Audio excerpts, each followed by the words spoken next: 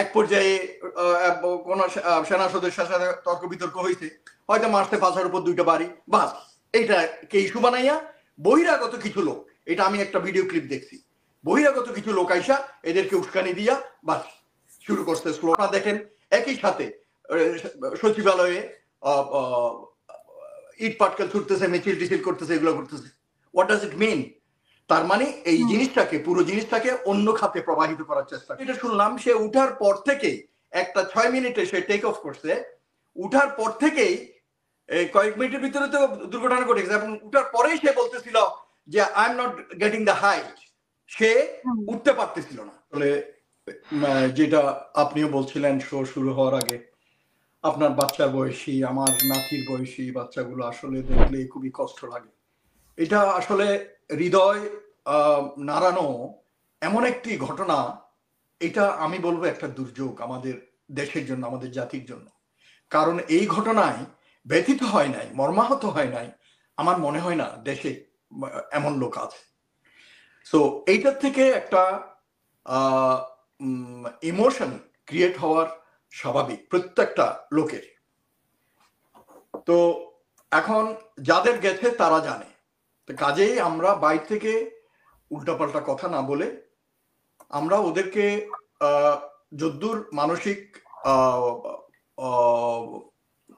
সাহায্য, মানসিকভাবে সাহায্য করা যায় বা বিভিন্নভাবে তাদের সন্তানদের চিকিৎসা, যারা চলে গেছে তাদেরকে ফিউনারেল বা বারিয়াল এগুলো করার ব্যাপারে সাহায্য করা, তো এগুলো হেল্প করা উচিত। কিন্তু আমরা দেখতে পাচ্ছি এটা,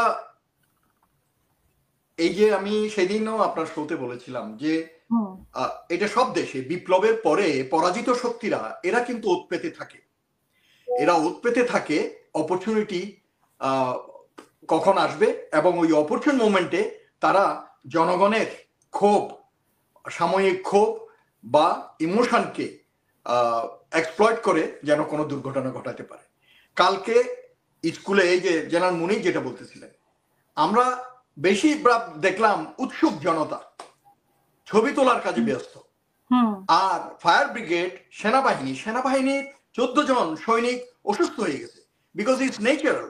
কারণ ওখানে ফ্লেম, স্মোক এগুলো নাক দিয়ে যাচ্ছে, ইনহেল করতেছে, আর এইটা তো ওখানে গ্যালনস অফ ফুয়েল থাকে এই বিমানগুলোতে, এবং এগুলো হচ্ছে সবচেয়ে রিফাইন্ড ফুয়েল, এবং এইগুলোতে আগুন জ্বললে যেই পরিমাণ ফ্লেম এবং উত্তাপ সৃষ্টি হয়, এটা কিন্তু অন্যান্য নর্মাল আগুনের চেয়ে বেশি।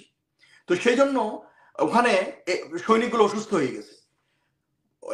ফায়ার ব্রিগেড, সেনাবাহিনীর লোক, তারপরে এয়ারফোর্সের লোক আসছিল, তো আরো যারা আসছিল উদ্ধার কার্যে ভলান্টিয়ার ছিল, এরা কাজ করতে পারতেছিল না, লোকজন এসে ঘিরে ধরছে।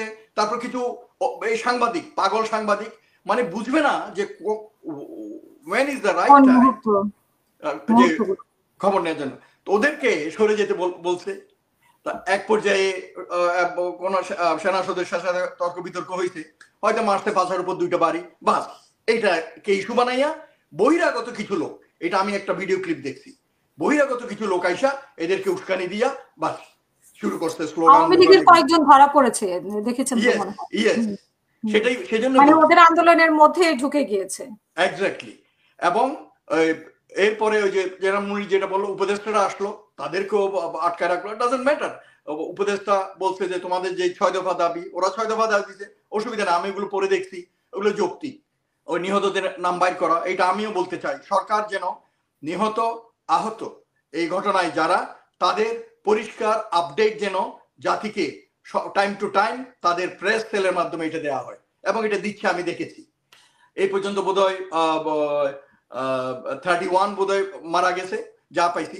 বাট ওই যে জিনিসটা আমি বলতে চাচ্ছিলাম, বার্ন কেসে ক্যাজুয়ালিটি কিন্তু আপনি বলতে পারবেন না, 2 দিন পর থেকে কিন্তু শুরু হয়। কারণ এই ধরনের ফ্লেম যখন আপনি ইনহেল করেন, এটা আপনার সিস্টেমে চলে যায়, এবং ওখানে ওই যে ব্লিস্টার হবে বা ইনজুরিটা যখন হবে, তখন শ্বাসনালী টালি এফেক্টেড হয়ে যায়, তখন আস্তে আস্তে মারা যায়। আল্লাহ না করুক, আল্লাহর কাছে দোয়া করি আমরা আকুল চিত্তে, যাতে আমাদের এই মানে ওদের বয়স তো অল্প, মানে সক্ষমতা আছে, সেটাও তো বিষয় আছে। সেইটাই, তো সেই জন্য দোয়া করে আল্লাহ যাতে ওদেরকে সুস্থ করেন। কিন্তু তবুও আমার মনে হয় আগামী 2-3 দিনে হয়তো এই মৃত্যুর সংখ্যা মৃত্যুর মিছিলে আরো অনেকে জয়েন করবে।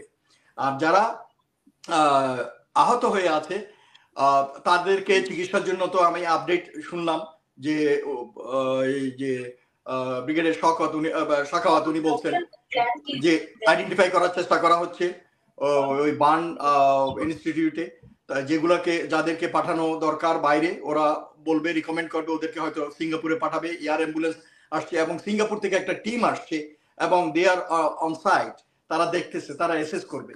তো সরকার, জনগণ এবং রাজনৈতিক দল সবাই যার যার পার করতেছে, কিন্তু আমি যে জিনিসটা বলতে চাচ্ছি, জনগণের এই যে জাতীয় একটা দুর্যোগের সময় এই যারা ক্ষতিগ্রস্ত তাদের ইমোশনটাকে কাজে লাগিয়ে দেশের শত্রু যারা এবং ভারতের চর যারা, তারা কিন্তু তার সক্রিয় হয়ে আছে, তারা দেশের ভিতরে অশান্তি করার চেষ্টা করতেছে। আপনারা দেখেন একই সাথে সচিবালয়ে ইট পাটকেল ছুটতেছে, মিছিল টিছিল করতেছে, এগুলো করতেছে। হোয়াট ডাজ ইট মিন? তার মানে এই জিনিসটাকে, পুরো জিনিসটাকে অন্য খাতে প্রবাহিত করার চেষ্টা করতেছে। আর আপনি যদি আমাকে বলেন, আমি 30 বছর আর্মিতে চাকরি করছি, আমি গোয়েন্দাতে চাকরি করছি আমার ম্যাক্সিমাম টাইম। বাংলাদেশ আর্মিতে গোয়েন্দার যত পজিশন আছে সব জায়গায় আমি কাজ করছি।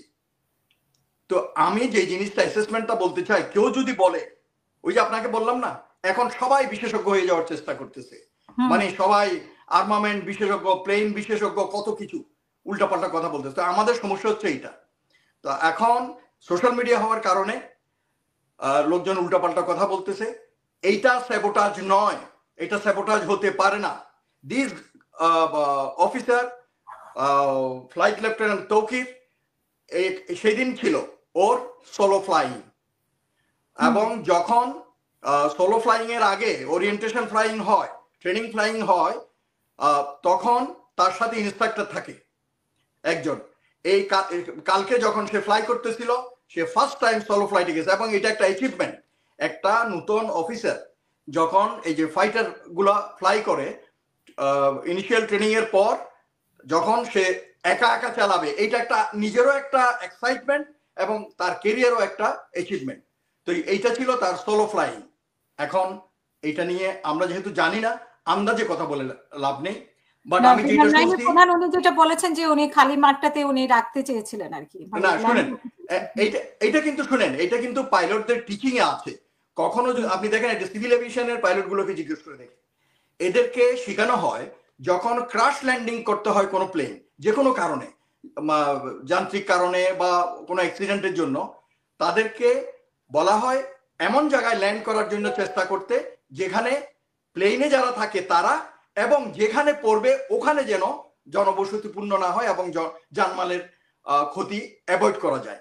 সেজন্য আপনি দেখবেন কিছুদিন আগে চিটং এ হেলিকপ্টারে যে অফিসারটা মারা গেল, সে কিন্তু বেল আউট করতে পারতো, কিন্তু কোর্সে এমন সময় ডিলে হয়ে গেছে, কারণ সে হি ওয়াজ ট্রাইং টু ওই গো ওভার দ্য রিভার, ওই যে জনবসতি এলাকা পার হয়ে ওই নদীর উপরে এসে তারপরে ইয়ে করছে। এখানেও যেটা এয়ার চিফের কথা থেকে শুনলাম এবং আমারও ধারণা, সে ট্রাই করতেছিল খোলা কোনো করতে, ওই মাঠটা দেখে সে ওদিকে হয়তো ডাইভ করছে। এবং আমি যেটা শুনলাম, সে উঠার পর থেকেই একটা 6 মিনিটে সে টেক অফ করছে, উঠার পর থেকেই কয়েক মিনিটের ভিতরে তো দুর্ঘটনা ঘটে গেছে, এবং উঠার পরেই সে বলতেছিল যে I am not getting the height, সে উঠতে পারতেছিল না।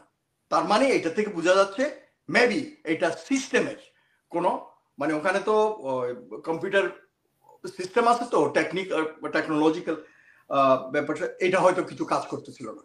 তো এইটা হয়তো তদন্তে বের হয়ে আসবে। কিন্তু আমার কথা হচ্ছে যে দেশবাসীর বুঝতে হবে যে এই ধরনের ক্রুশিয়াল মোমেন্টে আমাদের এমনি দেশ যাচ্ছে একটা ক্রান্তিকালের ভিতর দিয়ে, তার ভিতরে এই ধরনের দুর্যোগ আসতেই পারে। সো এইটা একটা, আমি বলবো, জাতির জন্য দুর্যোগ। এটাকে আমাদেরকে মোকাবেলা করতে হবে সাহস, ধৈর্য, দেশপ্রেমের অবস্থান থেকে, এবং আমাদেরকে যাতে কেউ মিসগাইড করতে না পারে বিভিন্ন গুজব এবং উস্কানি দিয়ে, সেদিকে খেয়াল রাখতে হবে। অসংখ্য ধন্যবাদ।